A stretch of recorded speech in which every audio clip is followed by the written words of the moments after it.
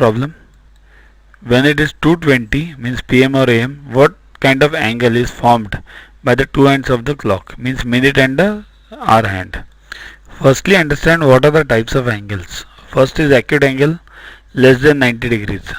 Means, now what is 90 degrees? See, this is 90 degrees, perpendicular lines. This is 90.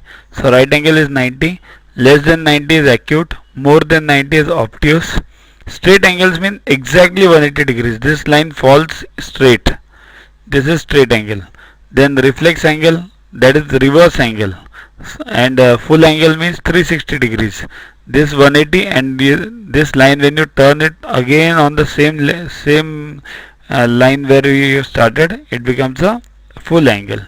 So at 220 this angle formed is less than 90. It's small angle. That's why it is acute angle. Answer is A. Next.